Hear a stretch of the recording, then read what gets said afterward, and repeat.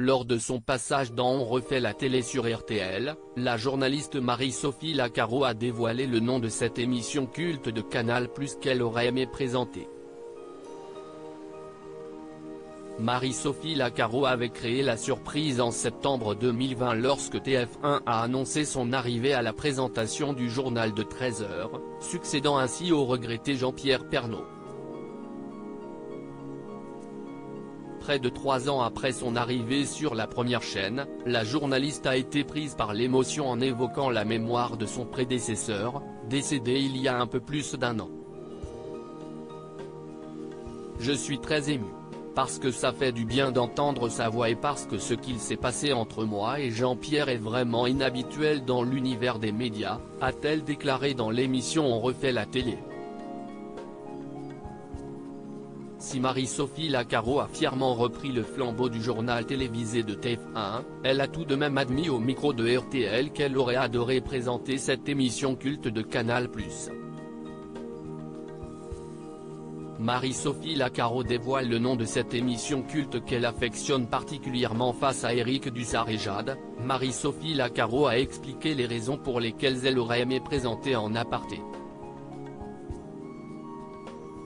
J'ai adoré cette émission quand elle a été lancée parce qu'on ne voyait pas vraiment la présentatrice. J'ai adoré le concept, s'accrocher juste à une voix. Ça met l'invité dans une situation tellement différente qu'il se livre autrement, et je trouve ça intéressant, a-t-elle confié. Le fait que l'on ne voit pas la présentatrice, je trouve ça super. On ne perd pas de temps à commenter sa tenue, sa coiffure et son maquillage.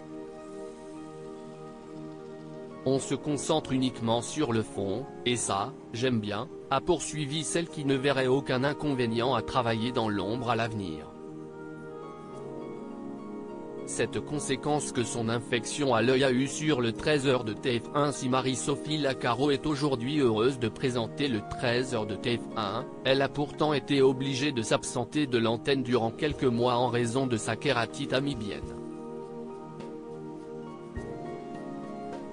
Une maladie rare et sévère qui a poussé les équipes du journal télévisé à effectuer quelques changements, notamment au niveau de l'intensité de la lumière.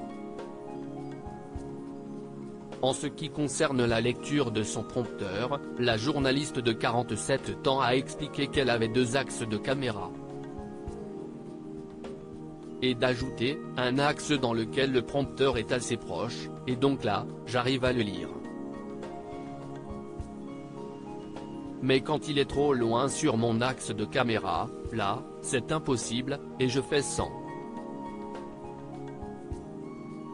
Article écrit en collaboration avec 6 médias.